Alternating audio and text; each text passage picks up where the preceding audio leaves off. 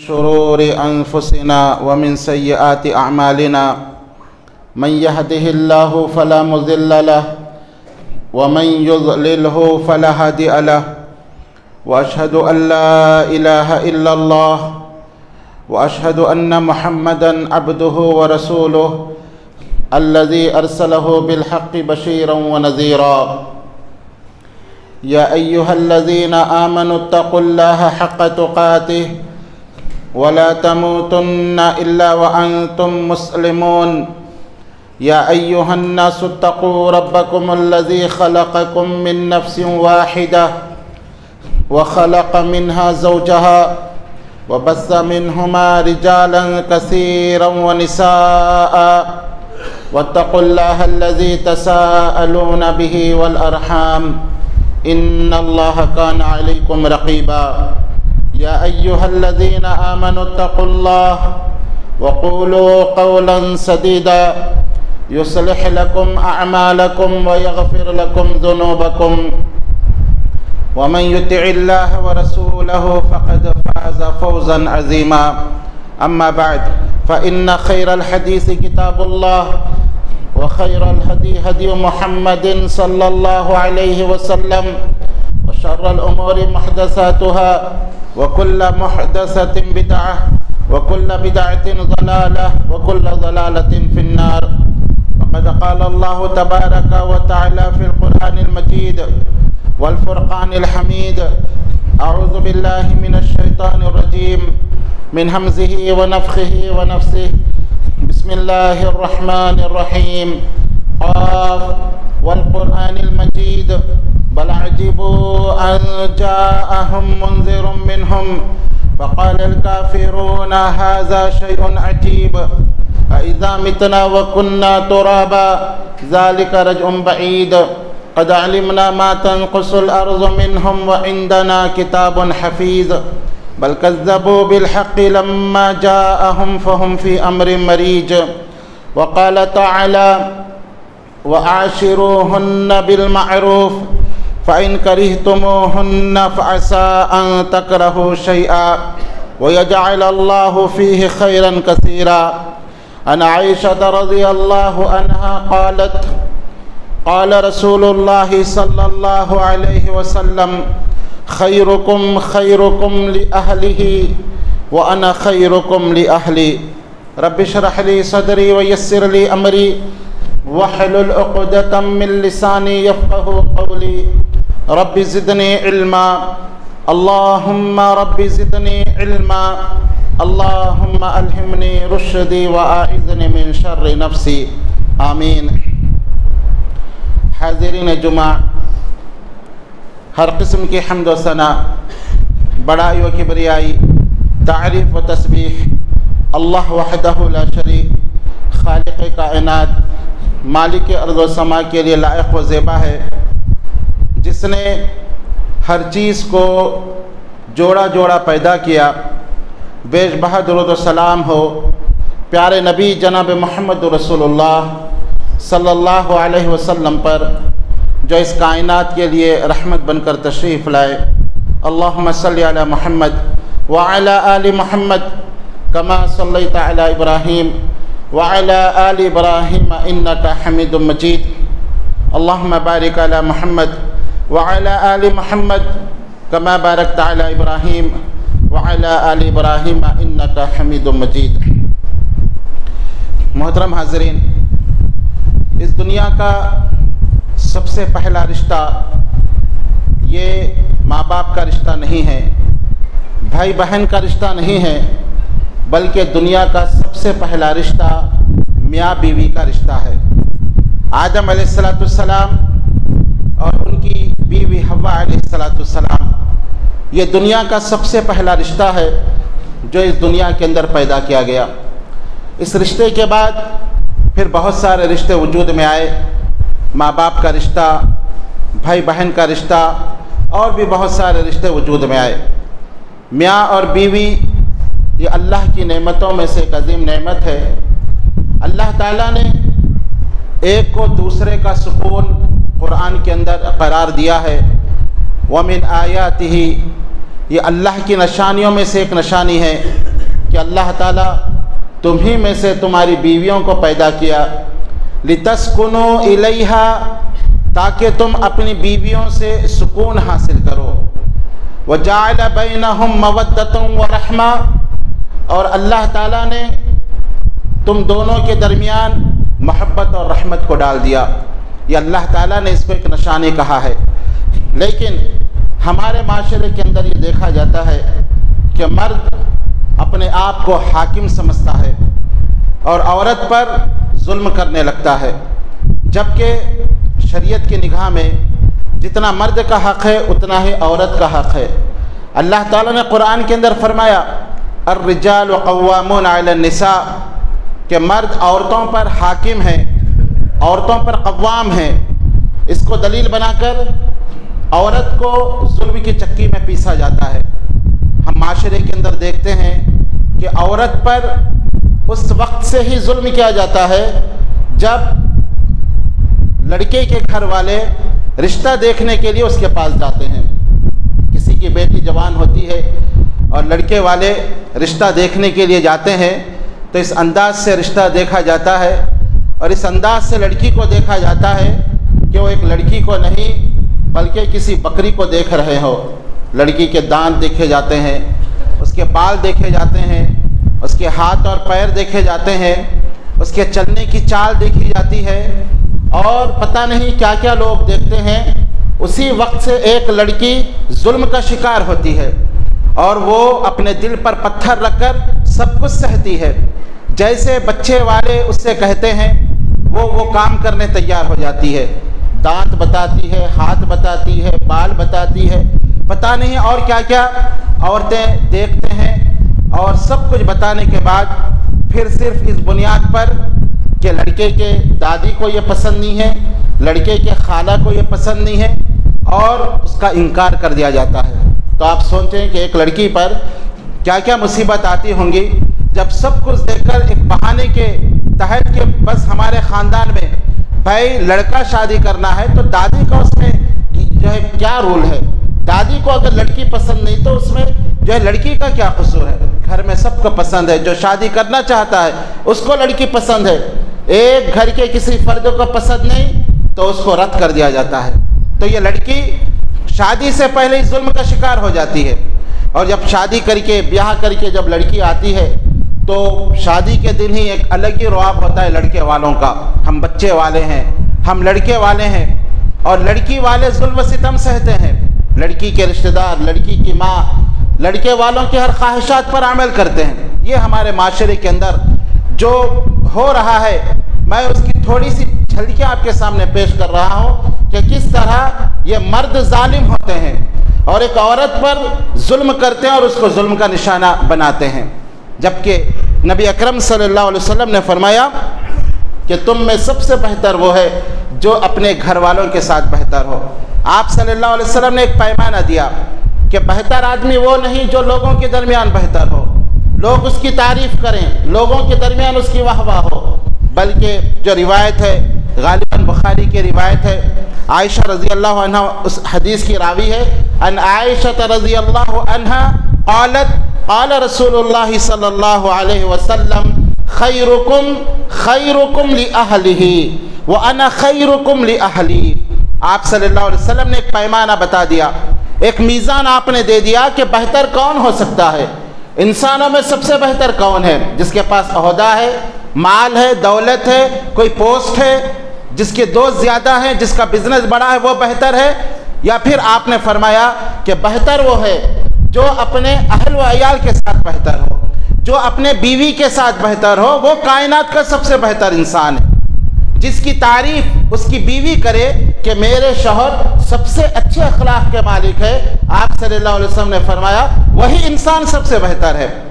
انسان دوستوں کے سامنے بناوٹی اپنے آپ کو بناوٹی بنا کر پیش کر سکتا ہے، لوگوں کے سامنے کاروبار کے اعتبار سے مسکرا کر لوگوں سے مل سکتا ہے تاکہ اس کا بزنس بڑھے، وقتیہ طور پر اس کے اخلاق بہتر ہو سکتے ہیں، لیکن اس کی حقیقت میں وہ کیسا انسان ہے اس کی بیوی کو پتہ ہوتا ہے۔ اس کی بیوی اگر شہادت دے میرا شوہر سب سے بہتر ہے تو آپ صلی اللہ علیہ وسلم نے فرمایا کہ وہی اس دنیا کا سب سے بہتر انسان ہے۔ اور پھر آپ صلی اللہ علیہ وسلم نے صرف زبانی طور پہ نہیں کہا بلکہ پریکٹیکلی طور پہ اپنے آپ کو آپ صلی اللہ علیہ وسلم نے لوگوں کے سامنے رکھا اور کہا انا خیرکم لاہلی، مجھے دیکھو میں اپنے گھر والوں کے ساتھ سب سے بہتر ہوں۔ مثال کے طور پر، ایگزامپل کے طور پر آپ صلی اللہ علیہ وسلم نے اپنی ذات کو پیش کیا، اپنی شخصیت کو پیش کیا۔ میں یہ صرف نہیں کہتا زبان سے بلکہ عملی طور پر بھی میں اپنے گھر والوں کے ساتھ بہتر ہوں۔ اور اماں عائشہ رضی اللہ عنہ کہتی ہیں کہ آپ صلی اللہ علیہ وسلم جب گھر میں ہوتے گھر والوں کے ہاتھ بٹایا کرتے تھے، اللہ اکبر، اپنی بیویوں کے ہاتھ بٹاتے۔ کائنات کی سب سے بہترین شخصیت ہے، کائنات کی سب سے افضل ترین شخصیت ہے، لیکن حال یہ ہے گھر میں ہوتے تو بیوی کے ہاتھ بٹاتے، کبھی جھاڑو لگا دیتے، کبھی بیوی کے کوئی کام کر دیتے، بیوی کی خدمت کرتے۔ یہ آپ صلی اللہ علیہ وسلم کے اخلاق تھے۔ اسی لیے اماں عائشہ رضی اللہ عنہا سے جب پوچھا گیا کہ آپ کے اخلاق کیسے تھے تو کہا کہ کیا تم نے قرآن نہیں پڑھا؟ قرآن نے خود گواہی دی، انک لعلی خلق عظیم، کیا ہے محمد صلی اللہ علیہ وسلم آپ اخلاق کی بلندیوں پر فائز ہیں۔ گویا آپ قرآن کی تفسیر تھے، قرآن کی پریکٹیکل آپ تھے، آپ اخلاق کی بلندیوں پر فائز تھے۔ بیوی اپنے شوہر کی اخلاق کی گواہی دے، آپ صلی اللہ علیہ وسلم نے فرمایا کہ وہی انسان سب سے بہتر ہے۔ تو ہمیں بھی چاہیے کہ اپنا محاسبہ کریں، بہتر انسان بننے کی کوشش کریں، اور بیوی کے ساتھ اس اخلاق سے پیش آئے کہ بیوی یہ کہنے پر مجبور ہو جائے کہ یقیناً میرا شوہر یہ دنیا کا سب سے عظیم انسان ہے، سب سے بہتر انسان ہے، اس کے اخلاق سب سے بہتر ہے۔ ہوتا یہ ہے کہ گھر میں جاتے انسانوں کی حالت بدل جاتی ہے، بیوی پر غصہ کرنا، بچوں کو غصہ کرنا، ڈانٹنا، یہ شریعت اس کی تعلیم نہیں دیتا، بلکہ آپ صلی اللہ علیہ وسلم نے تو یہ کہا کہ عورت کی غلطیوں کو نظر انداز کرنا سیکھو۔ عورت ٹیڑھی پسلی سے پیدا کی گئی ہے۔ مثال دے کر آپ صلی اللہ علیہ وسلم نے کہا ان المرأۃ کالذئب، عورت پسلی سے پیدا کی گئی ہے۔ فَإِذَا ذَهَبْتَ تُقِيمُهَا كَسَرْتَهَا، اگر تو پسلی کو سیدھے کرنے کی کوشش کرے گا تو توڑ دے گا۔ آپ دیکھیں مثال آپ صلی اللہ علیہ وسلم نے کتنی بہترین دی ہے۔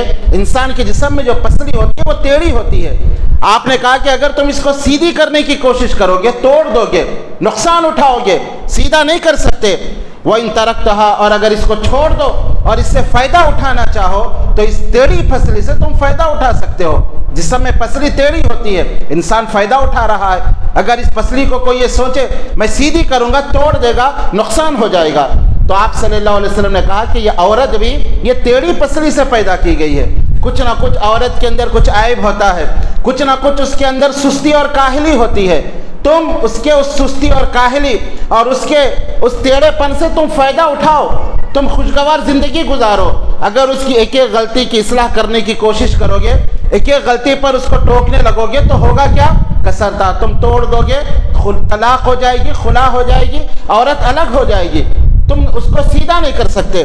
تو آپ صلی اللہ علیہ وسلم نے مرد کو یہ کہا کہ عورت کو کمزوری کے ساتھ برداشت کیا جائے، عورت کی کمزوری کا فائدہ اٹھایا جائے۔ اور آپ صلی اللہ علیہ وسلم نے جو ہے بلکہ اللہ تعالیٰ نے خود قرآن کے اندر کہا وَعَاشِرُوهُنَّ بِالْمَعْرُوفِ، کہ تم جو ہے اچھے انداز کے ساتھ اپنی بیویوں کے ساتھ گزر بسر کرو، اچھے انداز کے ساتھ زندگی گزارو۔ فَإِن كَرِهْتُمُوهُنَّ، اگر تم کو تمہاری بیوی کی کوئی عادت ناپسند آئے، فَعَسَىٰ أَن تَكْرَهُوا شَيْئًا وَيَجْعَلَ اللَّهُ فِيهِ خَيْرًا كَثِيرًا، ہو سکتا اللہ تعالیٰ اسی میں تمہارے لیے کوئی بھلائی رکھ دے۔ اگر کوئی عادت اچھی نہ لگے تو تم اس کی اچھائیوں پر نظر رکھو۔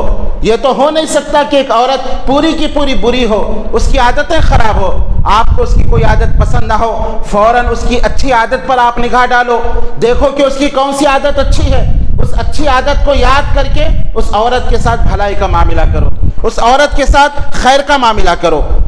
اس لیے میرے دوستو ہمیں چاہیے کہ ہم عورتوں کے ساتھ بھلائی اور خیر کے ساتھ رہیں، ان کی غلطیوں کو نظر انداز کرنا سیکھیں، ان کے جائز خواہشات کی تکمیل کریں۔ نبی اکرم صلی اللہ علیہ وسلم کائنات کے سردار تھے، لیکن اپنی بیویوں کی جائز خواہشات کی آپ تکمیل کیا کرتے تھے؟ اماں عائشہ رضی اللہ عنہ فرماتی ہیں کہ نبی اکرم صلی اللہ علیہ وسلم ایک دن عید کا دن تھا اور کچھ حبشی لوگ کرتب دکھا رہے تھے، کھیل دکھا رہے تھے۔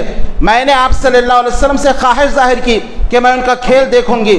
آپ صلی اللہ علیہ وسلم مجھے لے گئے اور میں آپ کے پیچھے کھڑی ہو کر آپ کے کندھے پر اپنی ٹھوڈی کو رکھ کر میں ان کا کھیل دیکھتے رہی۔ اور آپ اس وقت تک کھڑے رہے جب تک میں دیکھتی رہی. جب میں تھک گئی اور کہا کہ اللہ کے نبی بس، تو آپ صلی اللہ علیہ وسلم وہاں سے ہٹے.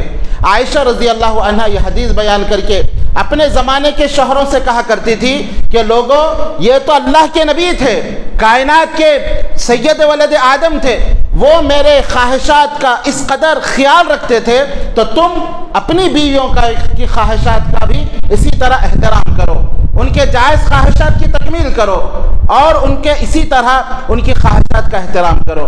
تو میرے دوستو، ایک شوہر کو چاہیے کہ اپنے بیوی کی جائز خواہشات کی تکمیل کرے، اس کو لے کر کہیں گھومنے جائے، اس کو لے کر کہیں جو ہے دور جائے، بائک پر بٹھا کر کہیں اس کو کچھ کھلائے اور پلائے، اس کی خواہشات کی تکمیل کرے. یہ ایک مرد کی ذمہ داری ہے جو اللہ کے نبی صلی اللہ علیہ وسلم کیا کرتے تھے.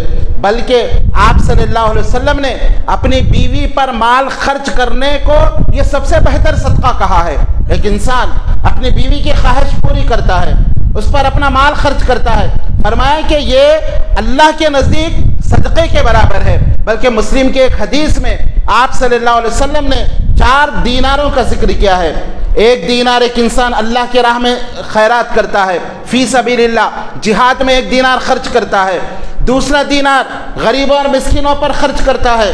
تیسرا دینار قیدیوں کو آزاد کرانے میں یا غلاموں کو چھڑانے میں خرچ کرتا ہے. اور چوتھا دینار اپنی بیوی پر خرچ کرتا ہے. فرمایا کل قیامت کے دن سب سے افضل دینار وہ ہوگا جو انسان اپنی بیوی پر خرچ کرے گا. اللہ اکبر. آج کل آپ دیکھیں جو بیوی اور شوہر میں نااتفاقی ہوتی ہے، اس کی اہم وجہ یہ ہے کہ ایک انسان بیوی کی خواہشات کی تکمیل نہیں کرتا. بیوی کچھ مطالبہ کرتی ہے، جائز اس کی خواہش ہوتی ہے، وہ کنجوسی کا مظاہرہ کرتا ہے، وہ پیسے خرچ کرنا نہیں چاہتا.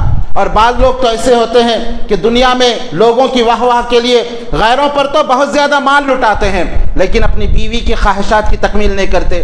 بیوی کو ایک مجبور محض سمجھا جاتا ہے، اس کے ساتھ لونڈی اور باندیوں کی طرح سلوک کیا جاتا ہے، اس کی خواہشات کی کوئی اہمیت نہیں ہوتی. تو نبی ان کو چاہیے کہ اس حدیث کو یاد رکھیں. آپ صلی اللہ علیہ وسلم نے فرمایا سب سے بہتر صدقہ یہ ہے کہ ایک انسان اپنی بیوی کے جائز خواہشات اور جائز خواہشات کی تکمیل پر جو پیسہ خرچ کرتا ہے، وہ فرمایا کہ نیکی کے اعتبار سے، اجر کے اعتبار سے یہ سب سے بہتر اور سب سے افضل خرچہ ہے. اور پھر نبی اکرم صلی اللہ علیہ وسلم نے بیویوں کے ساتھ اچھا حسن سلوک کرنے کا حکم دیا. ایک صحابی جن کا نام معاویہ بن حیدہ رضی اللہ عنہ ہے، وہ اللہ کے نبی صلی اللہ علیہ وسلم کے پاس آ کر پوچھتے ہیں، اے اللہ کے نبی صلی اللہ علیہ وسلم، ایک شوہر پر بیوی کا کیا حق ہے؟ تو آپ صلی اللہ علیہ وسلم نے ان کو فرمایا تطعمها اذا طعمت، جب تم کھاؤ تو اپنی بیوی کو کھلاؤ، وتکسوها اذا اکتسیت، اور جب تم کچھ پہنو تو اپنی بیوی کو پہناؤ، ولا تضرب الوجه، اور اپنی بیوی کے چہرے پر نہ مارو، اور ان کے ساتھ اچھا سلوک کرو. تو آپ صلی اللہ علیہ وسلم نے یہ حکم دیا ایک مرد کو، جو تم کھاتے ہو اپنی بیوی کو کھلاؤ. آج معاملہ کیا ہے؟ مرد ہوٹل میں مندی کھاتا ہے اور بیوی کو کہتا ہے کہ دال پکا کے کھاؤ. بیوی کے لیے دال رکھے ہوئی ہے اور یہ ہوٹل میں دوستوں کے ساتھ کبھی مندی کھا رہا ہے، کبھی بریانی کھا رہا ہے. ایسے مردوں کو چاہیے کہ جب دوستوں کے ساتھ کھا رہے ہوں، ایک پارسل لے کر اپنی بیوی کے پاس جائیں اور بیوی کو بھی وہ کھلائیں جو کھا رہے ہیں. اس سے آپس میں محبت ہوگی، میاں بیوی کے درمیان محبت ہوگی، اور یہ بیوی کا حق ہے کہ بیوی کو وہ کھلائے جو تم کھا رہے ہو. یہ آپ صلی اللہ علیہ وسلم نے ایک صحابی سے کہا کہ جو تم کھا رہے ہو وہ اپنی بیوی کو کھلاؤ. کبھی کبھی الگ بات ہے کہ کوئی مل جائے ایک آدمی کھا لے، لیکن یہ ہمیں معمول بنا دینا کہ خود تو مرغوب غذائیں کھا رہا ہے اور بیوی کے لیے دال گھر میں رکھا ہوا ہے کہ وہی پکاتے رہے اور کھاتے رہے، تو یہ بیوی پر ظلم ہے. جو تم کھاؤ اپنی بیوی کو کھلاؤ، جو تم پہنو اپنے بیوی کو پہناؤ. اور آپ نے فرمایا کہ چہرے پر بیوی کے ہرگز نہ مارو. مارنے سے آپ صلی اللہ علیہ وسلم نے منع کیا اور فرمایا کہ بیوی کی غلطی کو گھر کے اندر ہی رکھو، گھر کے باہر جو ہے اس کی غلطی کو باہر نہ نکالو. اگر بیوی سے کچھ غلطی ہو جائے تو گھر کا معاملہ گھر کے اندر رکھ دو، گھر کا معاملہ لوگوں کے درمیان جو ہے آدمی لائے. اس سے آپ صلی اللہ علیہ وسلم نے سختی سے روکا ہے. اور پھر بیوی کو یہ حق حاصل ہے کہ وہ شوہر سے ناراض ہو. اگر وہ کسی معاملے میں شوہر سے ناراض ہو جاتی ہے، یہ اس کا حق ہے. خود نبی اکرم صلی اللہ علیہ وسلم کی بیویاں آپ صلی اللہ علیہ وسلم سے ناراض ہوا کرتی تھی. آپ سے بہتر دنیا کا کون سا انسان ہے لیکن نبی اکرم صلی اللہ علیہ وسلم نے خود ایک مرتبہ اما عائشہ رضی اللہ عنہا سے کہا، اے عائشہ مجھے پتہ لگ جاتا ہے کہ کب تم مجھ سے راضی ہو اور کب ناراض۔ عائشہ رضی اللہ عنہ نے پوچھا، اللہ کے نبی کیسے آپ کو پتہ چلتا ہے؟ کہا کہ اے عائشہ جب تم مجھ سے راضی ہوتی ہو تو کچھ بات کہتے ہوئے کہتی ہو کہ محمد کے رب کی قسم ہے، اور جب مجھ سے ناراض رہتی ہو تو کہتی ہو ابراہیم کے رب کی قسم ہے۔ میں سمجھ جاتا ہوں کہ تم ناراض ہے۔ اللہ اکبر! اللہ کے نبی سمجھ کر بھی آپ انجان بن جاتے، آپ ان پر سختی نہیں کرتے۔ تو عائشہ رضی اللہ عنہ نے کہا کہ اللہ کے نبی یہ بات ہے، میں صرف زبان سے آپ کا نام نہیں لیتی لیکن دل میں آپ کی محبت برقرار رہتی ہے۔ تو یہ بیوی کو حق ہے، اگر وہ کبھی آپ سے ناراض ہوتی ہے تو یہ اس کا حق ہے، وہ ناراض ہو سکتی ہے۔ اور پھر میرے دوستو ایک اہم بات یہ ہے کہ شوہر اپنے قوامیت کا غلط استعمال نہ کرے۔ شوہر قوام ہے، الرجال قوامون علی النساء، لیکن یہ اپنے اس قوامیت کا، اپنے اس بڑاپن کا ایک عورت کے ساتھ غلط استعمال نہ کرے۔ غلط استعمال کیا ہے؟ غلط استعمال یہ ہے کہ اگر آپ کے سسرال والوں سے اگر کچھ ناچاقی ہو جائے، اگر سسرے یا سالے سے کسی بات میں اختلاف ہو جائے، فوراً بیوی پر یہ حکم لگا دیتے ہیں کہ تم اپنے باپ سے بات نہیں کرو گی، تم اپنے بھائی سے بات نہیں کرو گی، تم اپنی بہنوں سے بات نہیں کرو گی۔ یہ ظلم ہے۔ آپ کی اگر نااتفاقی ہو گئی ہے تو وہ آپ کا اپنا معاملہ ہے۔ اس عورت کو کیوں مجبور کر رہے ہو کہ وہ اپنے رشتہ داروں سے بات نہ کرے، وہ ان سے تعلقات توڑ دے؟ آپ کا اپنا پرابلم ہے، آپ اس کو حل کریں۔ اگر آپ عورت کو مجبور کرتے ہیں کہ وہ اپنے رشتہ داروں کا بائیکاٹ کرے، وہ اپنے ماں باپ کے گھر نہ جائے، آپ کی لڑائی ہو گئی، اب بیوی اپنے میکے نہیں جا سکتی، آپ سے لڑائی ہو گئی آپ کے سالے کی، اب وہ اپنے بھائی سے بات نہیں کر سکتی، یہ عورت پر ظلم ہے جو معاشرے کے اندر عام ہے۔ ہمیں چاہیے کہ ہم وسعت نظری کا مظاہرہ کریں۔ اگر میرے سالے سے، سسرے سے لڑائی جھگڑا ہو گیا تو میں جو ہے بیوی کو اس کی سزا کیوں دوں؟ کیوں اس کو مجبور کروں کہ وہ اپنے میکے سے تعلقات توڑ دے؟ وہ گھر نہیں جا سکتی، آپ لڑ لیے ہیں، اب وہ اپنے ماں باپ کے گھر نہیں جا سکتی، تو یہ ظلم ہے۔ تو مرد کو چاہیے کہ اپنے جو اختیارات ہیں اس کا غلط استعمال نہ کرے۔ اسی طرح اختیارات کا غلط استعمال کرنے میں مرد کا ایک استعمال یہ ہے کہ اپنی بیوی کو اللہ کے گھر جانے سے روکے، مسجد جانے سے اپنی بیوی کو روکے، یہ بھی ناجائز ہے۔ نبی اکرم صلی اللہ علیہ وسلم نے فرمایا، تم میں سے اگر کسی کی بیوی اللہ کے گھر جانے کی اس سے اجازت طلب کرے تو مرد کو یہ حکم دیا گیا ہے کہ تم فوراً اجازت دو۔ اگر تم اس کو مسجد جانے سے روکو گے، کل قیامت کے دن اللہ تم سے سوال کرے گا، کیونکہ جس طرح دین کی باتیں سننا ایک مرد کا حق ہے، اسی طرح ایک عورت کا بھی حق ہے۔ جس طرح مسجد اللہ کا گھر، جس طرح ایک مرد کو حق ہے کہ اللہ کے گھر جا کر عبادت کرے، اس طرح ایک عورت کا بھی حق ہے وہ اللہ کے گھر جا کر عبادت کرے۔ اگر عورت جمعہ کا خطبہ سننے کے لیے مسجد آنا چاہے، دینی دروس سننے کے لیے مسجد آنا چاہے اور آپ اس کو روکتے ہیں، آپ اللہ کے ہاں مجرم ہے۔ جبکہ شریعت نے عورت کو کہا شوہر کی اجازت کے بغیر نہ جائے، وہ آپ سے اجازت طلب کرے گی، لیکن آپ کو بھی یہ حکم دیا گیا کہ ایسے اپنے اختیارات کا غلط استعمال نہ کرے، آپ فوراً اس کو اجازت دے تاکہ وہ اللہ کے گھر جائے اور دین کی باتیں سنے۔ اپنے اختیارات کا ناجائز استعمال نہ کرنا۔ اور پھر یہ بھی ہوتا ہے کہ ایک مرد عورت کے مال پر اپنا حق جتاتا ہے، یہ بھی ناجائز ہے۔ ایک عورت، اس کو اپنے ورثے میں کچھ مال ملتا ہے، اس کے باپ کی طرف سے کچھ مال ملتا ہے، اس کے بھائیوں کی طرف سے کچھ مال ملتا ہے، ایک مرد چاہتا ہے کہ اس کے مال پر قبضہ کرے یا عورت کو مجبور کرتا ہے کہ وہ مال اس کے حوالے کرے، یہ بھی اپنے اختیارات کا غلط استعمال ہے۔ تو ایک مرد کو چاہیے کہ اللہ نے اس کو قوام بنایا ہے تو اپنے اختیارات کا وہ غلط استعمال نہ کرے۔ اور اسی طرح میرے دوستو، حق مہر دینا یہ بھی عورت کا حق ہے۔ بہت سارے مرد مہر جو حق ہے، جو نکاح کے موقع پر دیا جاتا ہے، بہت سارے مرد حق ادا نہیں کرتے، اور ہوتا یہ ہے کہ جب شوہر کا انتقال ہو جاتا ہے عورت کو بلایا جاتا ہے، اور جب جنازہ اٹھتا ہے تو عورت کہتی ہے کہ میں نے مہر معاف کیا۔ یہ عجیب جہالت ہے جو ہمارے معاشرے کے اندر آ گئی ہے۔ مرد کو چاہیے کہ وہ فوراً اپنی بیوی کا مہر ادا کرے، یہ اس کا حق ہے، اگر تاخیر ہوگی تو وہ ابھی ادا کرے۔ اور اگر کسی مرد کا انتقال ہو جائے تو اس کے ترکے میں سے، اس کی پراپرٹی میں سے سب سے پہلے عورت کے مہر کو دیا جائے، پھر اس کے بعد جو مال بچتا ہے وہ وارثین میں تقسیم کیا جائے گا۔ اس طرح مرد کا مہر معاف نہیں ہوگا۔ جو کہا جاتا ہے کہ عورت آ کر کہہ دے معاف کر دی، معاف نہیں ہوگا۔ یہ تو ایک بری رسم ہے جو معاشرے کے اندر عام ہے۔ یہ مرد کا جو مال ہے اس میں سے یہ کیونکہ قرض ہے، قرض پہلے ادا کرنا ہے، بیوی کا مہر بھی قرض تھا، اس کو چاہیے کہ پہلے مہر ادا کرے، اس کے بعد تجہیز و تکفین کا انتظام کرے، اور اس کے بعد اس نے کچھ وصیت کی تو وہ لاگو کرے، پھر جو مال بچتا ہے وہ ورثہ کے اندر تقسیم کیا جائے گا۔ اور پھر میرے دوستو، اگر میاں بیوی کے اندر کچھ اختلاف ہو جاتا ہے تو شریعت نے اس کی بڑی اچھی تعلیم دی ہے۔ اللہ تعالیٰ نے قرآن کے اندر فرمایا واللتی تخافون نشوزہن فاعظوہن واہجروہن فی المضاجع واضربوہن فإن اطعنکم فلا تبغوا علیہن سبیلا۔ میاں بیوی ہے، اختلاف ہو جاتا ہے، کبھی کبھی آپس میں نا اتفاقی ہو جاتی ہے، آپس میں لڑائی جھگڑے ہو جاتے ہیں، تو شریعت ایک مرد کو یہ حکم دے رہی ہے کہ دیکھو مرد پہلے کیا کرے، فرمایا فاعظوہن، اپنی بیوی کو نصیحت کرے، بیوی کو سمجھائے، اللہ کا ڈر بتائے کہ دیکھو تم میری اطاعت کرو، اللہ سے ڈرو، میری نافرمانی نہ کرو، اور نصیحت یہ ایک دو بار کرنا نہیں ہے، بار بار اس کو نصیحت کرتے رہے، بیوی کو بار بار سمجھاتے رہے۔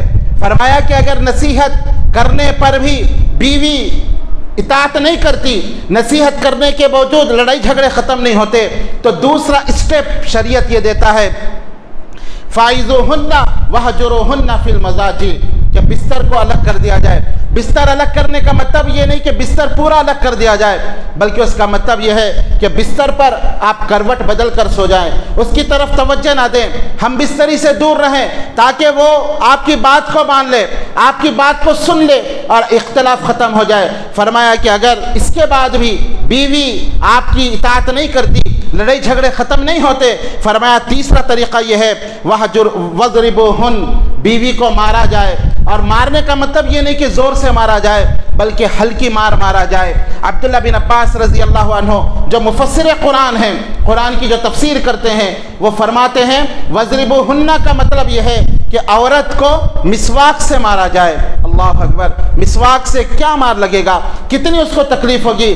مقصد اس کے جسم کو زخمی کرنا نہیں ہے، اس کے جسم کو مجروح کرنا نہیں ہے، بلکہ اس کے احساسات کو مجروح کرنا ہے، اس کے جذبات کو مجروح کرنا ہے۔ مسواک سے مارنے کا اللہ تعالیٰ نے قرآن کے اندر حکم دیا ہے۔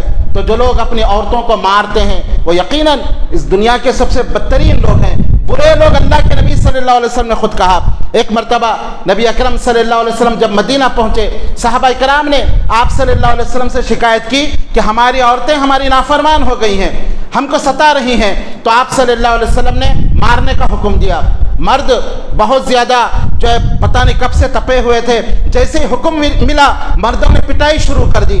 دوسرے دن اللہ کے نبی صلی اللہ علیہ وسلم کے حجرے کے سامنے عورتوں کی ایک جماعت آ گئی اور اپنے مردوں کی شکایت کی کہ اللہ کے نبی ہمارے مرد ہم کو مار رہے ہیں۔ تو آپ صلی اللہ علیہ وسلم نے فرمایا لیس اولئک بخیارکم، وہ اچھے لوگ نہیں ہیں جو عورتوں کو مارتے ہیں، وہ اچھے لوگ نہیں ہیں۔ نبی اکرم صلی اللہ علیہ وسلم نے ان کو برے لوگ کہا ہے۔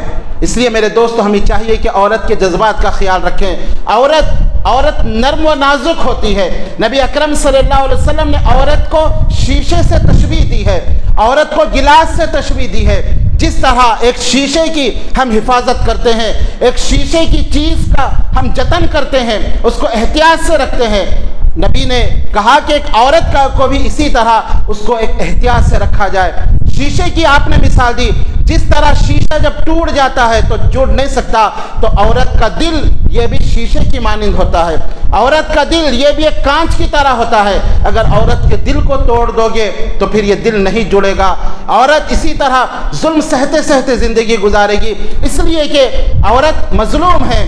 ہمارا معاشرہ ایسا نہیں کہ یہاں پہ کوئی عورت اگر طلاق یافتہ ہو لوگ اس سے شادی کریں، کوئی عورت خلا لے کر آئے لوگ اس سے شادی کر لیں، جیسے سعودی عرب کا ماحول ہے۔ یہاں ایسا ماحول نہیں ہے، کنواری لڑکیوں کے نکاح بڑی مشکل سے ہوتے ہیں۔ تو ایک عورت جس کی شادی ہوتی ہے وہ یہ اس بنیاد پر مرد کے ظلم کو سہتی ہے کہ اگر میں اس کی بات نہ سنوں اور اس سے الگ ہو جاؤں تو میں کہاں زندگی گزاروں، کیسے میں ماں باپ پر بوجھ بن کر زندگی گزاروں۔ وہ اپنے ماں باپ کی فکر میں یہاں گھٹتے گھٹتے وہ زندگی گزارتی ہے۔ اور ایسے مرد یقیناً ظالم ہوتے ہیں جو عورتوں پر ظلم کرنے والے ہوتے ہیں۔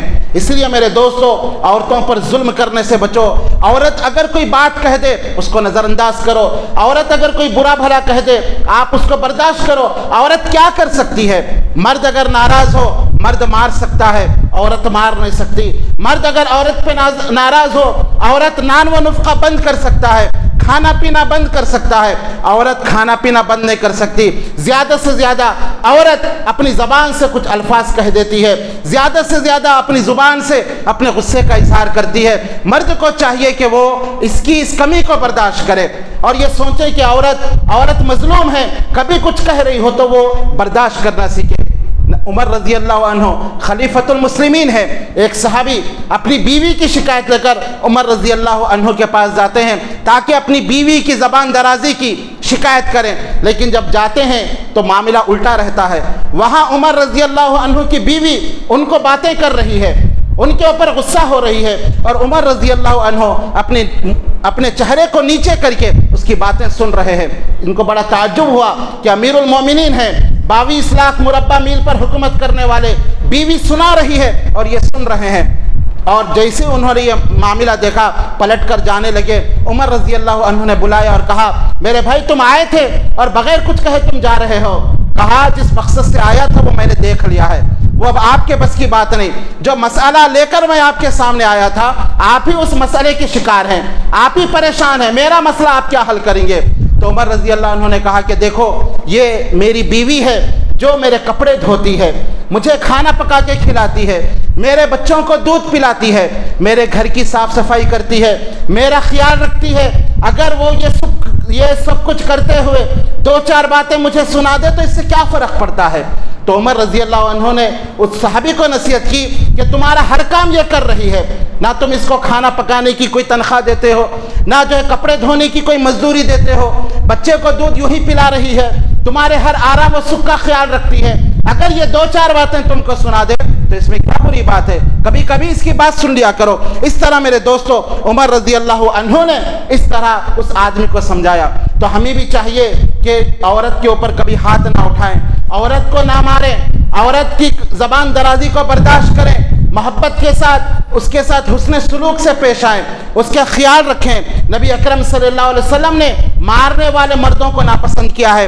فاطمہ بنت قیس رضی اللہ عنہا نبی اکرم صلی اللہ علیہ وسلم کے پاس آتی ہے اور کہتی ہے کہ اللہ کے نبی مجھے معاویہ اور ابو جہم دونوں نے نکاح کا پیغام بھیجا، میں آپ سے مشورہ لیتی ہوں کہ میں کس سے نکاح کروں؟ تو آپ صلی اللہ علیہ وسلم نے کہا معاویہ وہ تو غریب آدمی ہے، تمہارا گزر بسر ان کے ساتھ نہیں ہوگا، اور رہا ابو جہم وہ اپنی بیوی کو مارنے والے ہیں، لہٰذا تم ان سے بھی شادی نہ کرو، تم اسامہ سے شادی کر لو۔ آپ اندازہ لگائیے جو شوہر مارتے ہیں اللہ کے نبی نے اس کو ناپسند کیا اور کہا کہ ایسے مرد سے شادی نہ کرو جو اپنی بیوی کے اوپر ہاتھ اٹھاتا ہو۔ تو میرے دوستو ہمیں چاہیے کہ ہم اپنی بیوی کا خیال رکھیں، اور آخری بات یہ ہے کہ بیوی کی دینی تربیت کا بھی خیال رکھنا یہ میری اور آپ کی ذمہ داری ہے۔ اللہ تعالیٰ نے خود قرآن کے اندر فرمایا یا ایھا الذین آمنوا قوا انفسکم واہلیکم نارا، اے ایمان والو اپنے آپ کو اور اپنے اہل و عیال کو جہنم کی آگ سے بچاؤ۔ جہاں میں یہ کوشش کرتا ہوں میں جہنم کی آگ سے بچوں، وہاں یہ میری ذمہ داری ہے کہ میں اپنی بیوی کو بھی جہنم کی آگ سے بچاؤں، میں یہ کوشش کروں کہ میری بیوی جہنم کی آگ سے بچ جائے۔ میری یہ خواہش ہو کہ میری بیوی دین کی طرف آئے، جہاں دینی پروگرام ہوتے ہوں وہاں اپنے بیوی کو بھیجنا چاہیے، جہاں دینی اجتماعات ہوتے ہوں وہاں اپنی بیویوں کو بھیجیں، اپنے گھر میں کتابوں کا ایک مکتبہ رکھیں، دینی کتب ہو تاکہ بیوی ان کتابوں کو پڑھیں، دین کی ان کی اصلاح ہو۔ ہم نماز کو اٹھتے ہیں فجر میں، میری ذمہ داری ہے کہ بیوی کو بھی نماز کے لیے اٹھائیں، اس کی بھی فکر کریں۔ نبی اکرم صلی اللہ علیہ وسلم نے فرمایا اللہ تعالیٰ اس آدمی پہ اپنی رحمت نازل کرتا ہے جو تہجد کی نماز کے لیے اٹھتا ہے اور اپنی بیوی کو بھی جگاتا ہے، اور بیوی نہیں اٹھتی پانی کے چھینٹے لے کر اس کے منہ پر مارتا ہے تاکہ وہ جاگ جائے۔ اگرچہ کہ یہاں بیوی کو تھوڑی تکلیف ہو رہی ہو لیکن اللہ کی رحمتوں کی برکت ایسے انسان پر برستی ہے جو اپنے بیوی کے دین کی فکر کرتا ہے۔ تو ہمیں چاہیے کہ ہم اپنی بیوی کی دینداری کی فکر کریں۔ ہم موبائل کر کے ضروری باتیں بیوی سے پوچھتے ہیں، نماز کے اوقات میں اس سے پوچھیں کیا تم نے نماز پڑھی ہے، ظہر کی نماز کیا آپ نے پڑھ لی ہے، عصر پڑھ لی ہے۔ یہ ہماری ذمہ داری ہے کہ ہم دیکھیں کہ کیا وہ وقت پہ نماز پڑھتی ہے کیا نہیں، کیونکہ جہاں ہم جنت میں جائیں گے یہ میاں بیوی کا رشتہ یہ دنیا کی حد تک نہیں بلکہ یہ جنت میں بھی یہ رشتہ باقی رہے گا۔ جو لوگ کہتے ہیں کہ شوہر کا انتقال ہو جائے یا بیوی کا انتقال ہو جائے تو رشتہ ٹوٹ جاتا ہے، اور عجیب ماحول ہے جب بیوی مر جاتی ہے، شوہر زندہ ہوتا ہے، شوہر کو بیوی کا چہرہ دیکھنے نہیں دیا جاتا، بیوی کو شوہر کا چہرہ دیکھنے نہیں دیا جاتا۔ یہ غلط چیز ہے، یہ غلط ماحول ہے، اور یہ کہا جاتا ہے کہ رشتہ ٹوٹ گیا۔ رشتہ نہیں ٹوٹتا، بلکہ نیک لوگوں کا رشتہ جنت میں بھی قائم رہتا ہے۔ جو دنیا میں جس کی بیوی تھی جنت میں بھی وہ اس کی بیوی رہے گی۔ قرآن کی آیتیں آپ شاہد ہیں، سورہ نجم آپ اٹھائیں، اللہ نے تفصیل بیان کی ہے۔ تو یہ بات کہنا غلط ہے رشتہ ٹوٹتا ہے۔ آپ دیکھیں حضرت فاطمہ رضی اللہ عنہا کو ان کے شوہر علی رضی اللہ عنہ نے غسل دیا تھا ان کے وفات کے بعد، ان کے انتقال کے بعد شوہر نے بیوی کو غسل دیا۔ اسی طرح ابو بکر صدیق رضی اللہ عنہ کا جب انتقال ہوا تو ان کی بیوی نے ان کو غسل دیا تھا۔ تو یہ غلط باتیں معاشرے کے اندر آ گئی ہے۔ تو ہم یہ چاہتے ہیں اگر کہ ہمارے بیوی کے تعلقات ہمارے اچھے ہوں تو ان کے اخلاقی اور دینی بھی ہمیں فکر کریں۔ بہرحال خلاصہ کلام یہ ہے کہ بیوی ہماری ماتحت ہے، ہمیں چاہیے کہ اس کے احساسات کا، اس کے جذبات کا خیال رکھیں، اس کو اس کا حق دیں، اس کی غلطیوں پر اس کو معاف کرنا سیکھیں، خوشگوار ماحول بنا کر زندگی گزاریں تو یہ زندگی خوشگوار ہوگی۔ ظلم نہ کریں، ظالم اگر شوہر ہوگا کل قیامت کے دن اللہ تعالیٰ اس سے سوال کرے گا۔ اللہ تعالیٰ سے دعا ہے کہ اللہ تعالیٰ مجھے اور آپ کو اخلاق کے ساتھ، بیویوں کے ساتھ اچھے اخلاق سے پیش آنے کی توفیق عطا فرمائے، اور ہمارے گھر اور ماحول کو اللہ تعالیٰ خیر و بھلائی کے ساتھ رکھے۔ بیوی سے محبت کرنے اور اچھے اخلاق سے پیش آنے اور ان کو عزت دینے کی اللہ تعالیٰ مجھے اور آپ کو توفیق عطا فرمائے۔ بارک اللہ لی ولکم فی القرآن العظیم ونفعنی وإیاکم من الآیات والذکر الحکیم انہ تعالی جواد کریم ملک بر رؤوف الرحیم۔